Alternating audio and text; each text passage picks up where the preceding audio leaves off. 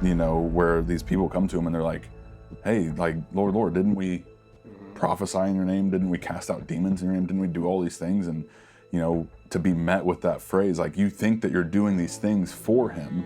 You think that you're doing and showing this love for him in such a way, but then you're met at the moment where you come face to face with him and he says, away from me, I never knew you.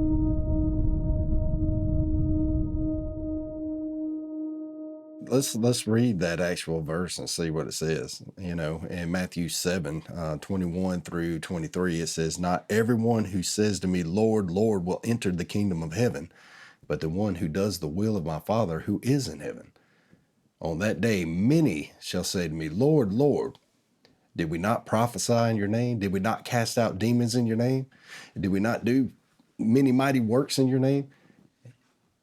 And then will I declare to them, I never knew you. Depart from me, you workers of lawlessness. In some translations, it actually says you evildoer. Yeah. Because if you're not actually doing the work of the Lord, he counts you as evil. Yeah. But I think, if you keep reading, it gets even, like, he's like, hey, but there's hope, guys. Like, there's, like, don't worry. Build your house on the rock. Like, therefore, whoever hears these sayings of mine and does them, I will like him to the wise man who built his house on the rock. And the rain descended, and the floods came, and the winds blew and beat on that house, and it did not fall, for it was founded on the rock.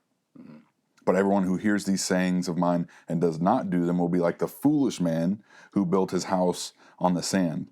And the rain descended, and the floods came, and the winds blew and beat on the house, and it fell, and great was its fall. Which when I was studying this stuff, I found this commentary on Matthew that I was reading through, and the guy, you can tell he's an old British guy who wrote this one, and he was telling a story of a lighthouse. Right. And this guy was so, what you could see what he was like kind of saying here, like this guy was so haughty in his thinking. He was like so prideful in his thinking. He was like, I know what I'm doing. I'm an architect. Like, I built this lighthouse. Like, it's gonna stand. But all these other people were saying, like, dude, like, I don't know. It looks a little wonky to me. And he said, you know what? I'll prove it to you. I'll go live in it. And he went and lived in it. And then a storm blew through. And he realized very quickly, and like how beautiful the tie-in here, but it destroyed it. It destroyed this lighthouse because he was so prideful in his thinking that, like, I've got it figured out. I've been working in the church for 15 years. I've been, or 20 years or 30 years or however long I've been doing these things. I've been, I know what to do here. I've got it figured out. That you get so haughty and prideful in your mindset that nobody else has any insight to what you already know. Right. So then you're like, no, like, I'm secure. I've been doing it for so long. I'm good to go. But then you end up like this dude who built the lighthouse. Storms roll in, problems rise up, issues come up, or you even just come to the point where you finally meet Jesus for the first time, and he's like, hey, I'm sorry. Like, yeah, you did all these things. Thank you. I appreciate that. But I never knew you. Like, you weren't doing them for me. See, that's a huge picture of the church in the world today. Yeah. Not just America, not the world, And all these churches these days it's like prosperity gospel. And you were telling me earlier, what were the other two that you were reading? So it was like prosperity gospel, calling gospel. I got it right here. Let's see. Yeah, that Instagram post you was looking at. Yeah, I thought it was very, very interesting when we were talking about doing this conversation.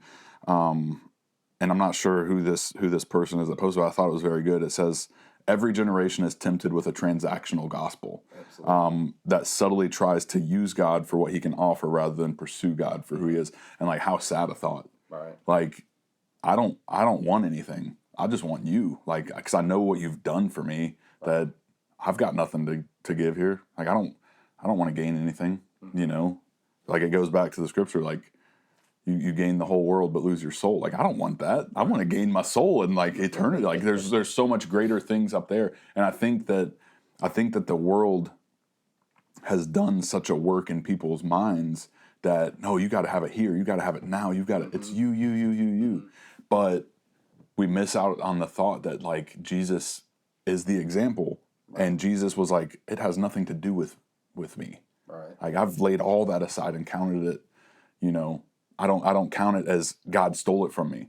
because it was rightfully mine. And I think that we take on this complex as humans, like, that's my right. I deserve that. I deserve that promotion. I deserve that raise. I deserve that status. I deserve that house. I deserve that car. I deserve all of these things. But in reality, Jesus tells us quite the opposite. He says, you must count the cost and lay aside all these things. And Paul tells us to count. He counted it all as rubbish. Right. That he could have Christ. And I think that the church as a whole in our modern time has slowly but surely lost its grasp on that it's become this prosperity mindset. It's come to this mindset of like me centered instead of Christ centered. And it's subtle that you won't even notice it. And then those people who have been in it a long time, they don't even realize it. Right. Just like these people. But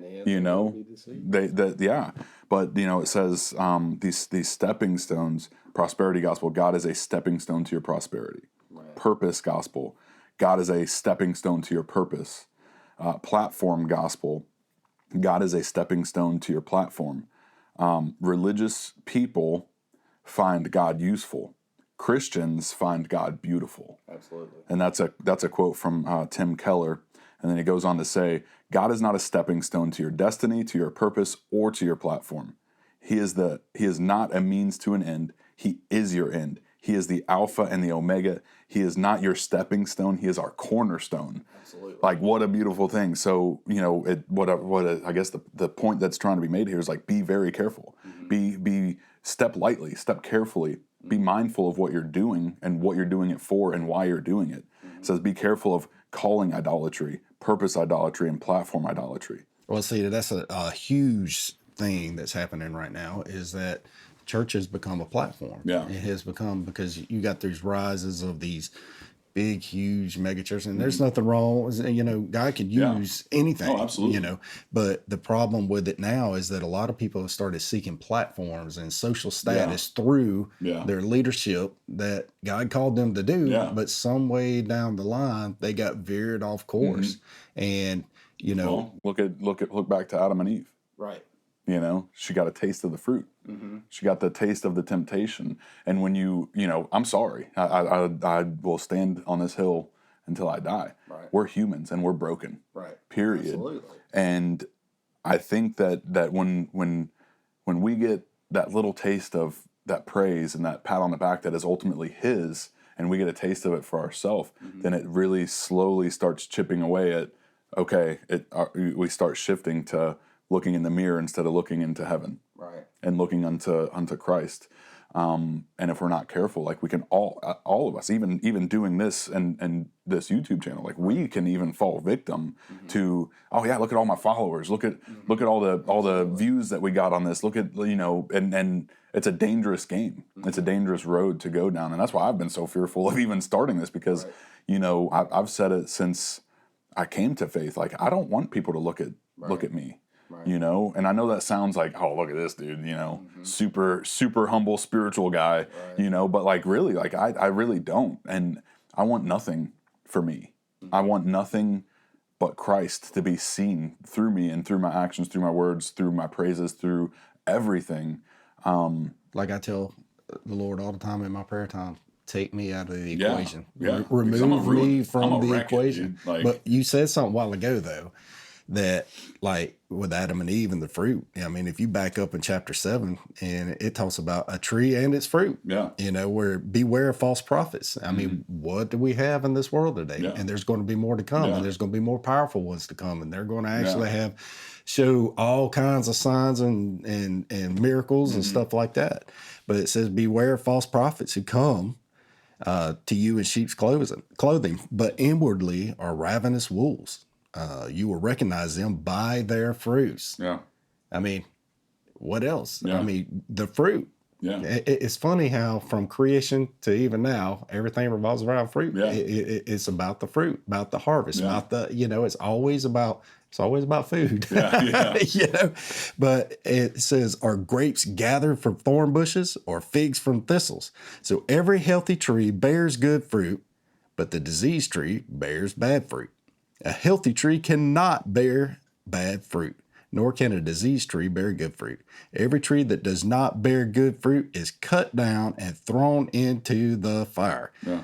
Thus you will recognize them by their fruits. Yeah. And I mean, that goes perfectly into the I never knew you. Yeah. Because if you got rotten fruit, Yeah. imagine a salesman coming to your door trying to sell you rotten fruit. Yeah. What are you going to do? Yeah. I don't want that. Yeah. You know? Hey, I'll pass, pal. But sometimes that fruit can be disguised as good fruit. Absolutely. Because, you know, that's in that same context of the salesman, like he can come to you and on the front side of that fruit, it looks like a healthy orange. It looks like a healthy apple. But on the back side, it's got worms and disease crawling all over it. Right. And that's what's saying, you know, it looks like a good sheep. It looks like a sheep, but, you know, ultimately on the back side of it, like you can see where it's got a zipper and it's he's really a wolf, or they're really a wolf. And they're trying to gain something off of your, you know, your loss or your what's the word I'm looking for? Like your inadequacies or your failings or your fears or whatever, you know. And you can see it all over the world in the church and in the mindset of this prosperity gospel and these things. Like, hey, if you come to me and, you know, I remember watching it was like a televangelist thing, and they you know pieced all these people together, and they're like, if you call right now and give $200, you will be blessed, and you will have this, and you will have that. And I just wonder how many people have fallen victim to that. A lot. You know, I remember I look back to when I was in high school, and it was when that whole Nigerian prince email scandal thing was going around, and like, I just remember sitting there like, how can people like literally fall victim to must be so old this? Because he's still sending me emails. Yeah. But like, you know, and it goes into this mindset of you know, Christianity too, and these people that claim Christianity, but they're really just out for themselves. Right. They're out for all of these things. I watched this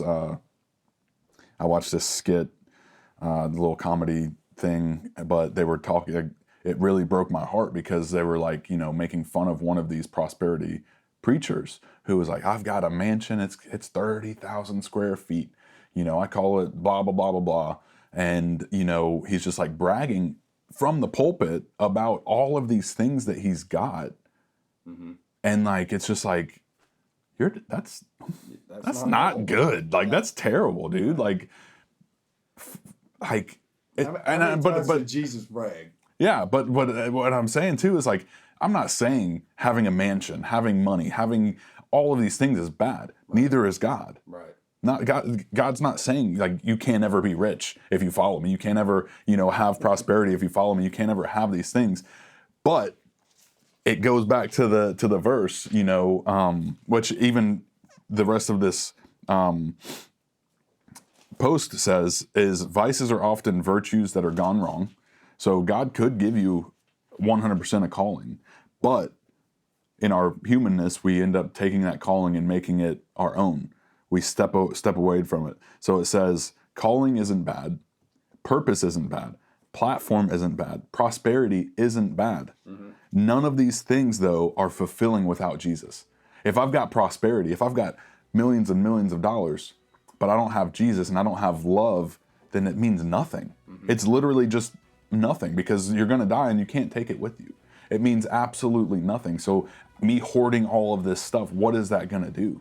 You know, the calling that I have on my life, like I know that I'm called to preach the gospel. At the end of the day, we all are called to preach the gospel, you know, but he's called me to a specific avenue of doing so. But if I don't have Jesus in that avenue, I've got nothing.